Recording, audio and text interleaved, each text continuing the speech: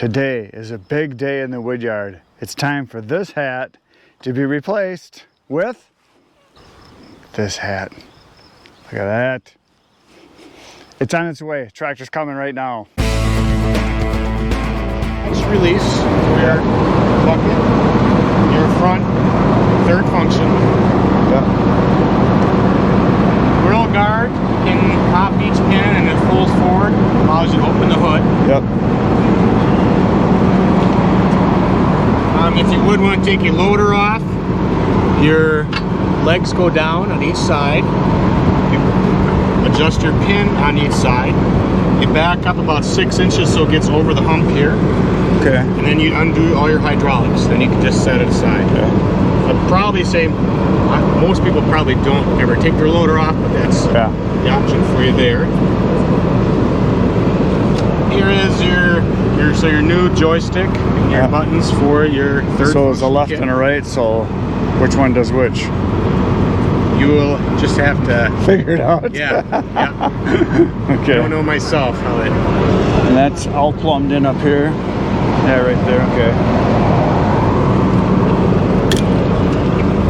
Okay. And so he has the key, so just so it doesn't blow out on you. He's driving, but so ignition is here. Yep. Your hand throttles. No, don't need. Just so I knew you had them, so it doesn't blow out on you. No, I don't want them. Yep. I'm not quite done yet, but it's going to be a little bit. I got to give Clark a hand. Okay. All right. And then your forward and reverse. Yep.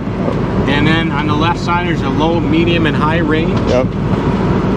Right here is your 3-point up and down and back. And even that dial right there, it's not drastic, but you can do rabbit turtle. It'll increase hydraulic flow to your 3-point. Allows it to go up and down quicker. And then that little knob that's in the front of the speed control there, that's for presetting. There's a little black knob that's in the front there. Oh yeah, yep. That's a preset, so you can stop it at a certain point, right? Yep. And then yellow is your PTO engagement. Yep. The gray lever is your rear hydraulics and back. Okay. Seat, you do have some, you can crank it up and down for pushing, and you can slide it back and forth. Yep. That orange lever by your left heel would be your differential lock. And then the orange lever sticking out is your four-wheel drive engagement. So it's engaged down or up? Looks like if we looks like down. Yeah. Down is front wheel drive. Yeah, there's a little diagram that has a brake in the transmission. Oh, most guys just do four-wheel drive most of the time anyway, though. Probably, unless you're on your pavement or right. Yep. Yeah. Okay. Then in the back, there is your 3-point top link. Your PTO has a threaded black cover on there, just thread it on and off. Yep. Rear hydraulics, rear 3-point up and down adjustment. And then if I ever want to do the quick link kit, you said it's like $300 or something like that to put the extendable links on. Yeah. And they're really not that difficult. You just bolt them right on. Right. And just come off. Right. So does that come as like a whole kit? Yep. Okay. Yep. And then this is a dipstick for the hydraulics. You can check the oil there. Power outlet, anything to hook up electrically. So what kind of a plug is that? Be like a farm. Okay. So is that, what kind of voltage does that have for if you want to put something else on there? No. Well, if you want, yeah, if you want lights or something, that's not for it. That's where I think you. Yeah, there was a little wire I saw somewhere here that.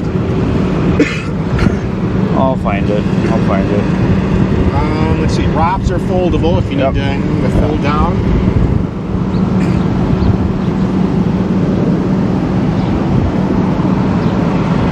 We covered all that. Lights, flashers, parking brake lock.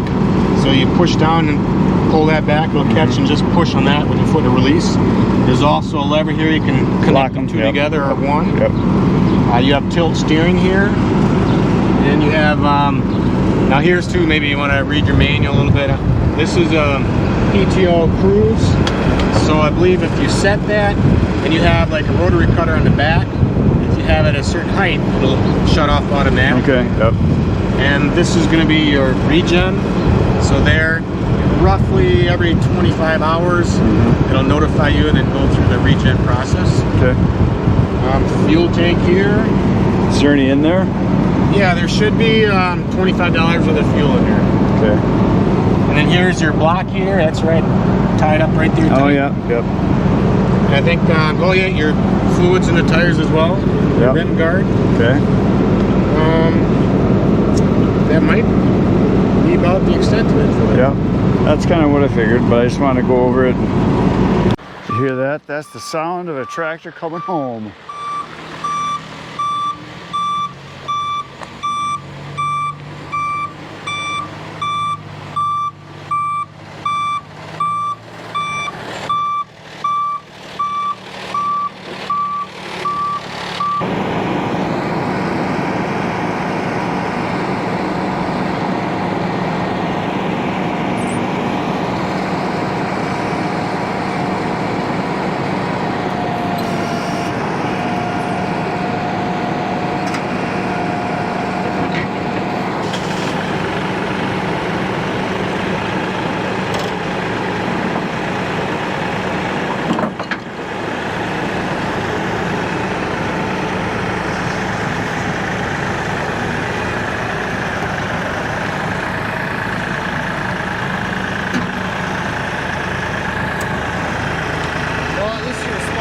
Bigger size Kioti. Yeah.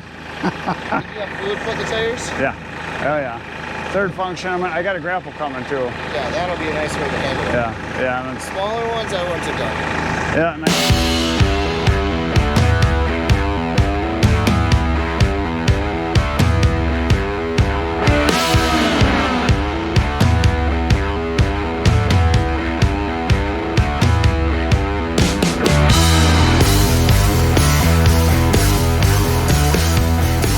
So here it is. It is a Kioti DK 4710 SE HST hydrostatic. So here it is. And it just got unloaded, and so I haven't even driven it yet. Started it, sat in the seat, played a little bit with it, but haven't really driven it. I had a cutting edge put on it here. That is a something that I wanted to put on so that the bucket lasts longer. It's a 72-inch bucket. It's got the KL 5520 loader, and I have the third function put on right here. You can see it's mounted. It's all plumbed on the inside here, which is nice. And my third function valves are right here. The only thing that would be nice is if it would have been a fender mounted control stick, but I will get used to it. And I'm not a big guy, so I know I can mount from this side pretty easily, and I can step up and get on. I may eventually put a, I may eventually put another step on this side. That's very possible. So yeah, there it is. Kioti tractor. Is it good enough? Is it big enough? Is it a good color? Do you like it? Doesn't matter, I do. So I'm gonna climb up here now and have a seat. Oh yeah. So yeah, it's got a nice bouncy seat that you can slide forward, backwards. You can crank it up and down. It does all kinds of cool stuff. What I really like about the Kioti versus some of the other ones I looked at is that it is not a digital dash. It is a analog dash, but it does light up. Guys that I read reviews on saying that if their tractor's out in the sun for any amount of time, the digital readout gets really hard to see. The electronic readout is really tough to see. They eventually have problems with them. So that's one of the reasons I like the regular analog readouts for the gauges. So yeah, right on the third function here, there is controls. It shows you what to do here. So one's up, one's down. We're gonna play with it here in just a minute. And for those of you that are tractor people, you're gonna know way more than I do about this. This is my first tractor that I've ever bought. I have run a tractor years ago when I was a kid. I did a lot of raking and making of hay and stuff like that, driving around, unloading manure, that kind of stuff. But that was just an old Massey Harrison tractor my dad had. Wasn't four-wheel drive. It wasn't, didn't have a loader, nothing like that. So I'm gonna learn hopefully pretty quick that I'll learn how to do this. But so today's the day I get to play. So I'm gonna start her up and play around with the stuff right now.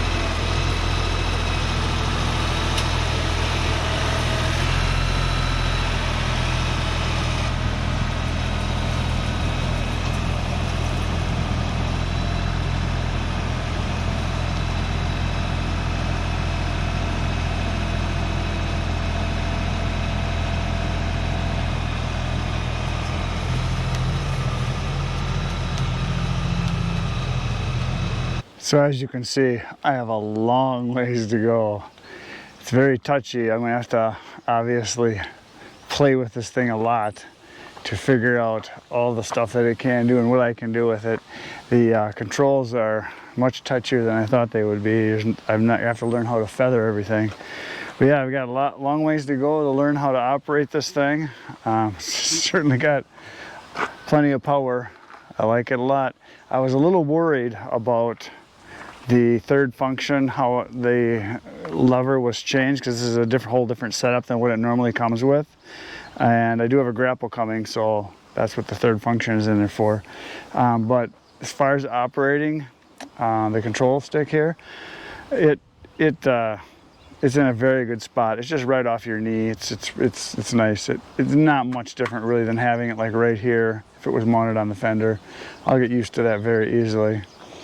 Yeah, fun. I got a lot of playing to do to figure out how to run this thing efficiently and quickly, but it's going to be a lot of fun. I started a little bit just doing a little bit on this berm over here. You saw it was kind of just ramming into it and just moving the dirt a little bit. We haven't had rain now in like 3 weeks, so the ground is hard as a rock. But my plan is eventually I'm going to dig this whole berm. It goes all the way up to there. I'm going to dig this whole thing out so I have more space for wood here. And I'm just going to fill in all my low spots. And back over there I got a bunch of big dips in there. I'm going to fill those in. And I may even move the berm up front and just close off the Woodyard so you can't see it from the road. I might do that too. So we'll see. But that is it for today, folks. thanks for being here. I have a new toy in the Woodyard. It'll be fun. So I'll be playing with it a lot coming up the next few days. You should come back, it'll be fun. I'll be here working. You can be there watching. See you next time. Between now and then, get outside, get cutting. And good night, Irene.